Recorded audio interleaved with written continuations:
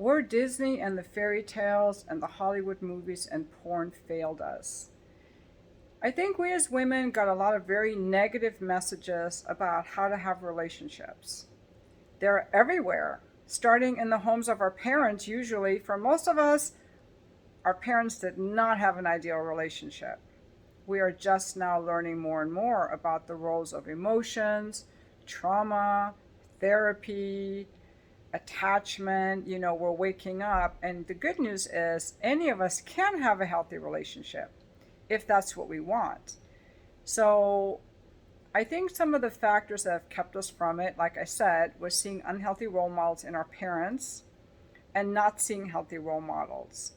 And then the weird stuff in the fairy tales and the movies where, the frog turns into a prince from a kiss and they live happily ever after.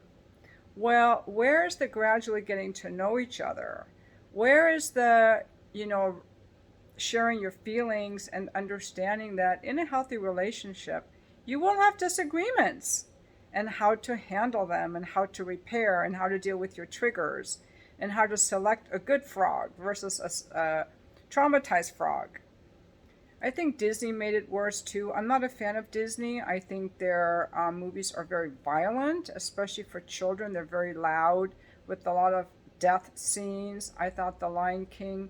I took my daughter to see The Lion King when she was 4, and I was shocked at how horrific it was. Even Bambi.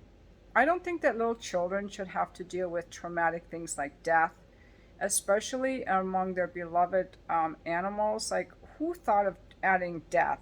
Hansel and Gretel with the mean stepmom, Cinderella whose stepmother is mean. Why do stepmoms have to be mean? There are so many negative messages, and Disney copied a lot of the fairy tales, especially the Grimm brothers. And the Grimm brothers is an apt name because the stories are grim. The witch who was pushed into the oven. At least Hansel and Gretel were able to protect themselves, but still, I don't think that children should be exposed to that kind of violence. And sexism, the Barbie dolls, I think are very harmful. I did not let my daughter play with Barbie dolls. I don't think that little girls should be playing with sexualized objects. They can play with little babies and little dolls. And Disney does a lot to support little girls being sexualized and death and topics that are not good for kids. They're not, I don't know of any Disney movies that promote a healthy relationship or an innocent life of a child.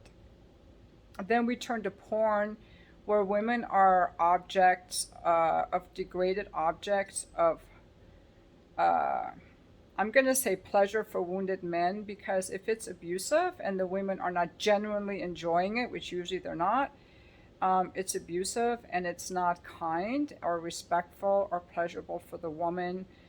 Portraying women as being 24/7 ready to spread their legs for any man, just like a man would be. Portraying women as men wish they would be, but no man wants to marry a woman like that. I don't really get the idea that we have seen healthy relating. So, what does healthy relating even look like? I am going for someone like my ex husband who isn't afraid of intimacy. That's what I'm going for. But some people haven't even had anything like that. I am going to listen to, I haven't yet, Terry Real's Fierce Intimacy. It's on Audible, I think. It's on Amazon, and that's teaching you healthy relationship skills. I think, another thing that the movies do wrong is they have people fall in love instantly. That is a red flag, usually. I mean, I have heard of couples where they said it was love at first sight, but how many of them are still together? Usually not. Usually that is a red flag. People recognize instantly the energy of one of their parents who probably was very traumatic.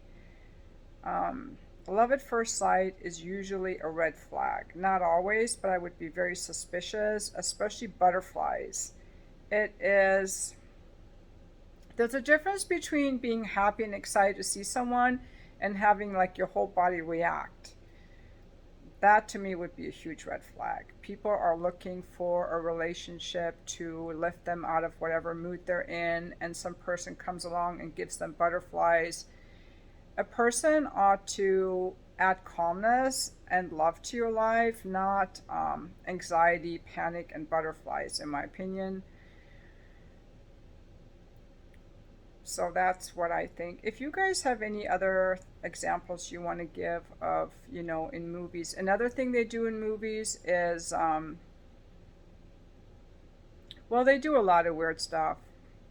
This whole love at first sight thing and is, people start looking for that, but realistically, a lot of people actually end up dating someone that they're friends with first, and it isn't love at first sight. You kind of like someone and you get to know them.